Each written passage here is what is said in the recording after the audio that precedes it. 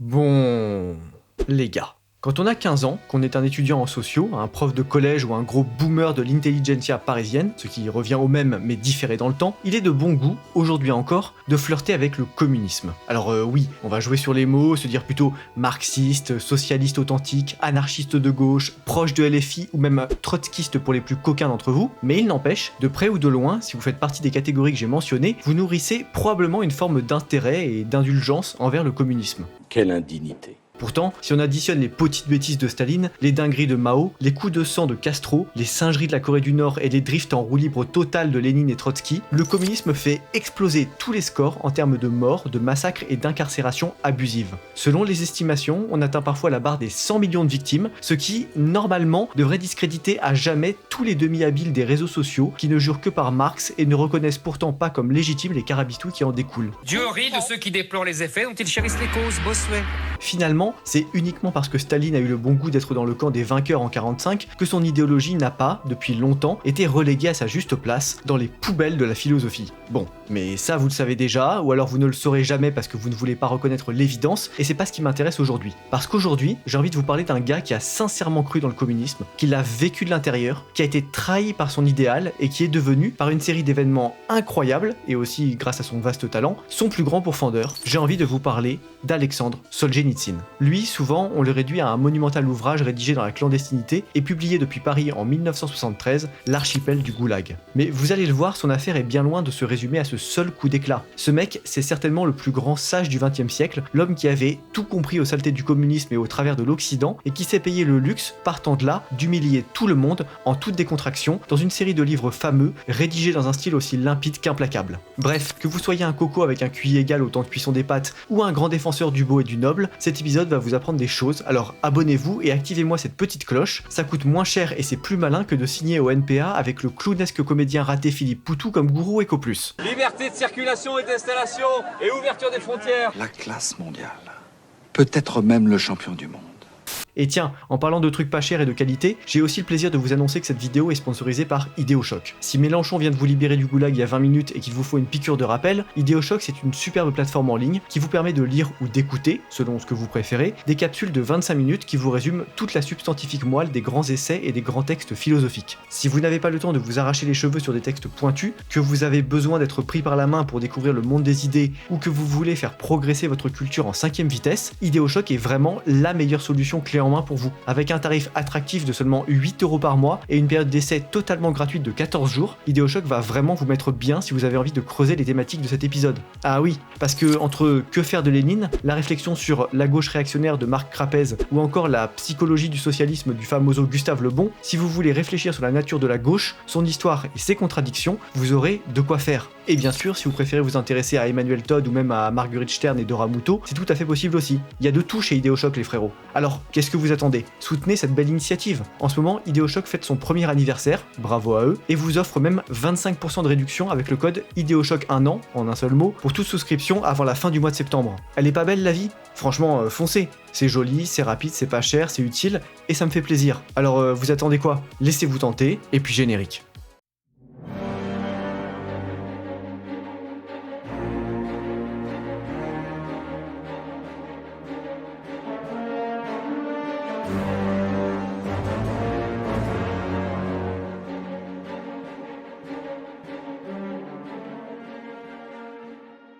Bon alors Alexandre Solzhenitsyn, à la base, il n'était pas vraiment parti pour être le plus grand dissident soviétique du XXe siècle. C'est même tout le contraire en fait. Né le 28 novembre 1918 au nord du Caucase, Sosso n'a jamais connu son père, un officier de l'armée russe mort d'un accident de chasse peu avant sa naissance. Il sera donc élevé par sa famille maternelle puis par sa mère, qui s'est reconvertie en sténodactylo à Rostov-sur-le-Don, une ville du Caucase russe proche de la mer Noire. C'est la mer Noire.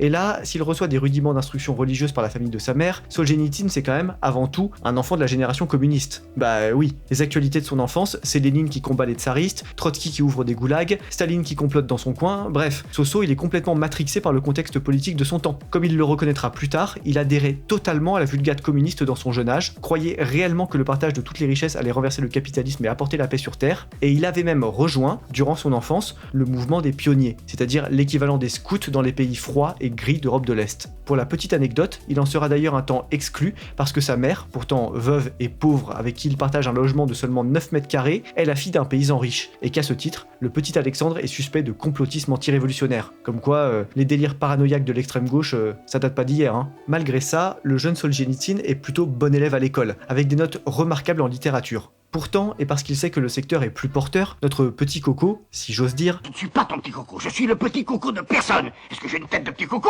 va finalement entamer des études supérieures en mathématiques et en physique. Bon, alors il est pas mauvais, hein, mais il s'aperçoit rapidement que le manque de fantaisie et la rigidité mentale des scientifiques c'est gonflant. Alors en plus, quand c'est des scientifiques russes qui marmonnent dans une langue relou avec 75 déclinaisons pour te parler du glorieux camarade Staline entre deux équations du 3e degré, là c'est trop. Trop c'est trop. On peut pas accepter ça. Alexandre utilise donc son temps libre pour apprendre en plus le latin, l'anglais, la philosophie et pour suivre des cours de littérature par correspondance. Oui, c'est pas un décérébré qui passe sa vie sur Fortnite, hein, t'as compris. Et malheureusement pour lui, Soso aura tout juste le temps de valider ses examens de sciences et de lettres avant qu'un célèbre petit peintre en aquarelle raté ne décide d'envahir la Russie pour transformer le musée de l'Ermitage en garage de charpentère. Et là, au début, disons que Soso il est pas archi chaud pour aller se faire trouver la bidoche face à Hans la revanche de Versailles et son combo MP42 plus marathon poids léger commando Deutsche Qualität. Deutsche Qualität. Il essaye donc de se faire réformer, sans succès, puis se retrouve à servir dans la cavalerie à l'arrière du front. Là, comme il a le temps de réfléchir et de se dire dans le miroir tous les matins qu'il est un pleutre gros comme l'oblast de Kaliningrad, il finit par se raviser et il demande à suivre des cours à l'école d'officiers de l'artillerie. En décembre 1942, il est lieutenant et il part se battre au front à une époque où le combat de moustache germano-russe penche encore clairement en faveur du style en brosse à dents du chancelier germain. Au front, Soso va faire preuve d'une bravoure exemplaire, être blessé à 2 reprises, terminer la guerre capitaine et être médaillé 2 fois, en 43 et en 44. Franchement, gros respect à lui. Si on n'est pas sur une perf à la Ernst Junger ou Romain Gary, ça reste bigrement impressionnant pour un gars qui, de base, voulait une dispense de sport pour ne pas castagner avec les copains. Et là, peut-être que vous vous dites, ok, diplômé en sciences et en lettres, officier d'artillerie, héros de guerre, bon, le mec doit être un héros de l'armée rouge, non?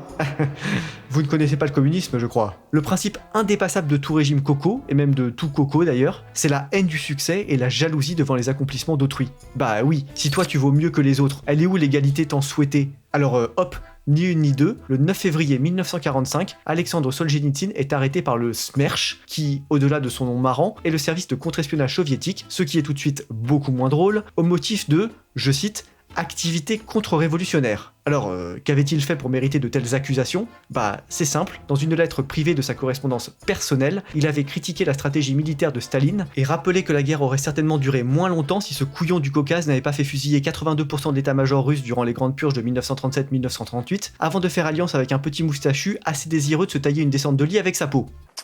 Ça va mal tourner cette histoire. Alors, peut-être que tout ça vous semble évident, et ça l'est, mais pour rappel, le communisme déteste la vérité. Donc, dire la vérité, ça peut coûter très cher en URSS. En l'occurrence, Soso, il prend un petit aller simple de 8 ans pour un camp de travail pénitentiaire. Comme quoi, les condamnations arbitraires des juges rouges, ça n'a pas attendu l'Angleterre de 2024. Alors bon, Soso va survivre comme il peut au camp de travail, en y laissant quand même, petit 1, sa femme, qui est obligée de divorcer de lui pour retrouver du travail, et petit 2, je vous promets que c'est pas une blague, l'une de ses balls. Oui, en détention, Solzhenitsyn a attrapé un cancer fulgurant des baloches dont il a été guéri par orchidectomie, c'est-à-dire par ablation de la partie malade. Alors bon, rassurez-vous, le mec est un survivant de l'extrême et il aura quand même 4 enfants, dont 3 avec sa deuxième épouse, donc tout va bien pour lui, mais j'aimerais, en solidarité avec Soso, que vous lâchiez un pouce bleu à cette vidéo. Contre l'ablation des baloches d'opposants politiques, faites un geste. Hein? Quoi? Comment ça je suis le pire mendiant de l'histoire d'internet? Bon, ok, on continue. À sa sortie de Zonzon en 1953, Alexandre ne peut pas rentrer à Moscou et se retrouve envoyé au Kazakhstan pour être instituteur dans un petit village paumé de la région. Malgré la mort de Staline et le petit sursaut de réalité qui vient éclabousser les cervelles communistes à cette époque, Solzhenitsyn devra tout de même poireauter jusqu'en 57 pour pouvoir réépouser sa femme, dont il avait divorcé pour lui éviter de finir au goulag elle aussi, et 1959 pour avoir le droit de revenir vivre pas loin de Moscou où il sera professeur de physique. Heureusement, tout cela ne l'empêche pas d'écrire, et il va bénéficier d'une conjecture politique enfin un brin plus favorable. Suite à la mort de Staline, Khrouchtchev arrive au pouvoir en Russie. Bon, alors sur le fond, c'est un ignoble enfoiré qui n'a pas grand chose à envier à son prédécesseur, mais sur la forme, le bougre est un poil moins rigide. Du moins, disons qu'on n'a pas l'impression qu'il s'est carré toute la production quinquennale de ballet dans le fiac, et il tolère un peu de critique du régime dans ses publications. C'est donc lui, contre toute attente, qui permet la publication en 1962 du premier roman de Soso, Une journée d'Ivan Denisovitch. Et ce livre, croyez-moi, faut qu'on s'y attarde un peu. Déjà, de quoi il parle? Eh bien, comme son titre l'indique, d'une journée d'un Gus qui s'appelle Ivan Denisovitch Tchoukov et qui est ce qu'on appelle un zek, c'est-à-dire un prisonnier dans un camp de travail en Russie. Ce roman, bref et cinglant, qui respecte la règle des 3 unités, unité de temps, de lieu et d'action, vous montre donc à quoi ressemble une journée type dans un camp de travail russe, et il le fait avec la façon de parler et les manières des prisonniers russes. C'est donc éminemment puissant. Et puis, surtout, en creux, c'est un aveu qu'il existe en Union soviétique des camps de travail. Bah oui, en Occident, tout le monde se rend compte que si un tel livre sort, c'est parce que le régime communiste essaye de faire son autocritique, et qu'il reconnaît donc, à mi-mot certes, mais c'est mieux que rien, que le goulag est une réalité. Une dictature, c'est quand les gens sont communistes. Déjà, qu'ils ont froid, avec des chapeaux gris et des chaussures à fermeture éclair. Et là, je sais pas si vous réalisez l'ampleur de la dinguerie. Depuis 1947, grâce à un transfuge soviétique qui s'appelait Kravchenko, on savait en France que le goulag existait. Mais bien sûr, toutes les pustules collectivistes, comme Sartre ou Beauvoir, niaient encore, ou au moins minoraient cette réalité. On disait que les dissidents soviétiques étaient payés par la CIA, qu'ils étaient des fans du petit moustachu allemand, qu'ils étaient anarchistes. Bref, on inventait tout ce qu'on pouvait pour ne pas reconnaître l'évidence, un peu comme les boomers qui ont voté Mitterrand, Sarkozy, Hollande et Macron, mais qui continuent, on ne sait pas bien pourquoi, à croire qu'ils sont aptes à mener la France ailleurs que dans la tombe. Oh, tout de suite des insinuations. Non.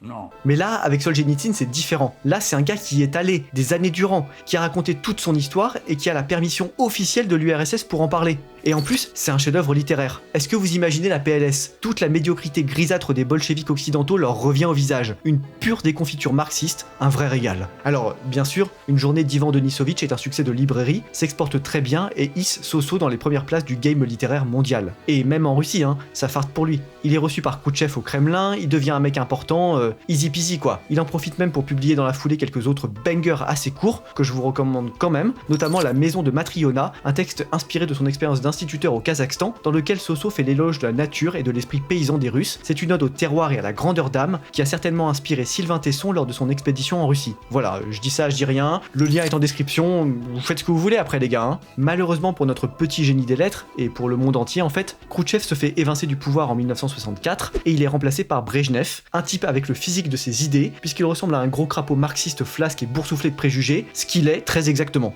Cette pustule humaine va donc se charger de redurcir la ligne politique de l'URSS, et Soso va galérer à publier ses romans suivants, Le Pavillon des cancéreux et Le Premier Cercle, être exclu de l'Union des écrivains d'URSS, échapper à plusieurs tentatives d'assassinat, et même ses assistantes manqueront elles aussi d'être assassinées ou seront torturées pour certaines pendant plusieurs jours. La police politique le surveille, veut sa peau et met les grands moyens. Et malgré tout ça, Soso continue à engranger de la fame littéraire. Comment? Grâce au samizdat et à la tamizdat. Quoi? Répète? Alors non, c'est pas mon micro qui a bugué, c'est du russe et ça veut dire en gros auto-édition et édition à l'étranger. En gros, en URSS, quand tu ne plais pas trop au parti, pour faire circuler tes écrits, tu as deux possibilités. Soit faire des copies clandestines, la samizdat, soit faire publier depuis l'étranger, la tamizdat. Et Solzhenitsyn, il est plutôt très bon à ces deux jeux-là. Du coup, même s'il est invisibilisé dans son pays, les intellos connaissent son travail et à l'étranger, tout le monde mesure l'ampleur de son talent. En 1970, il reçoit même le prix Nobel de littérature, alors même qu'il n'a pas encore écrit son œuvre majeure, L'archipel du Goulag. Et justement, on va en parler de ça. Entre 1958 et 1967, Solzhenitsyn a rédigé dans la clandestinité la plus totale, sur de minuscules feuilles de papier qu'il enterrait dans les jardins de ses amis pour échapper aux perquisitions de son domicile, un texte immense, une analyse complète, méthodique et épique du système concentrationnaire soviétique, le tout émaillé de nombreuses preuves irréfutables, comme des articles de loi, des statistiques ou des citations, ce qui rend l'ensemble absolument indéboulonnable pour les aptères qui voudraient encore nier l'évidence. Sorti de Russie en plusieurs petits bouts grâce à ses amis qui ont risqué leur vie pour ça, le manuscrit de Solzhenitsyn peut finalement paraître pour la première fois en France, Cocorico,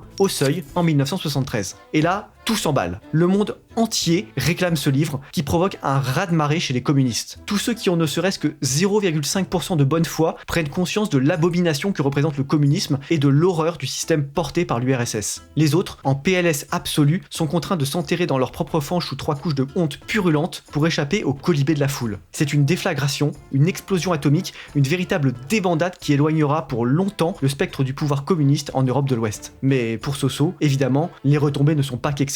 En février 1974, il est banni du RSS et doit fuir en Allemagne, puis en Suisse et enfin aux États-Unis. Sa famille est autorisée à le rejoindre et il s'installe finalement dans le Vermont, ce qui ne l'empêche pas de donner de nombreuses conférences, dont la plus célèbre est celle tenue devant les étudiants d'Harvard en 78 et qui s'appelle Le déclin du courage. Dans celle-ci, Solzhenitsyn analyse l'état de la société occidentale, malade selon lui d'un trop plein de lois et d'un trop grand pouvoir de la presse. On ne contracte pas.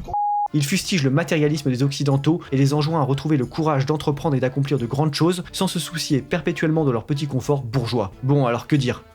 Que c'est de la balle. De la lourde balle même. Je vais être clair, il n'y a pas une phrase dans ce texte que je souhaiterais réfuter. Tout est impeccable, ciselé, découpé au scalpel et asséné avec panache. Foncez m'acheter et me lire ce petit essai, il est très bref et il va bouleverser votre vision du monde, je ne rigole absolument pas. Et puis l'autre gros banger de Soso à cette époque, c'est la rédaction de La Roue Rouge, une série de romans dans lesquels notre pourfendeur du communisme analyse la période 1914-1917 et montre comment la révolution bolchevique a pu advenir. Malheureusement, il semble que Fayard n'ait pas fait correctement son travail et les ouvrages de ce cycle romanesque sont introuvables aujourd'hui ou alors à des tarifs prohibitifs.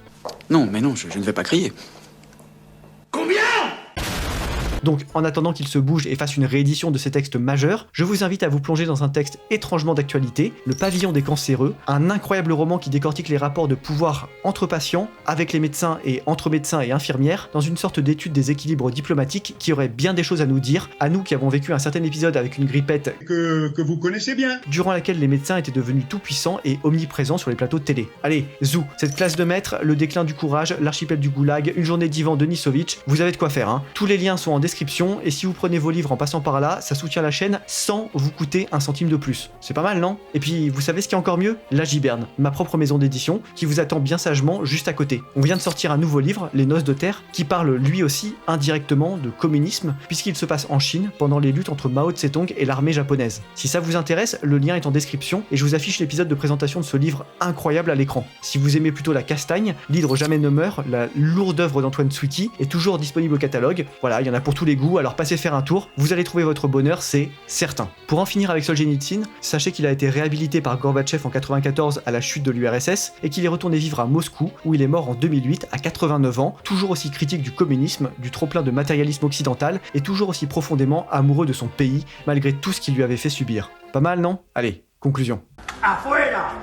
Si les gauchistes, aujourd'hui, sont obligés de prendre leur distance, au moins en apparence, avec l'expérience soviétique et de chouiner que « le communisme est le vrai, c'était pas ça, t'as rien compris », c'est largement grâce au courage intellectuel et physique de quelques héros de la vérité, dont Solzhenitsyn fait assurément partie, et qui ont montré au monde la réalité du marxisme appliqué. Alors, ne vous laissez pas berner par les nouveaux visages des petits censeurs de gauche, au fond, ils ne rêvent que de museler la vérité comme ils ont essayé de museler Solzhenitsyn. Au lieu de ça, perpétuez le souvenir de ce grand homme et encouragez la création littéraire 100% indépendante. Vous ferez ainsi un salutaire travail de protection de la vérité. Allez, sur ces sages paroles, portez-vous bien les gars, et rompez.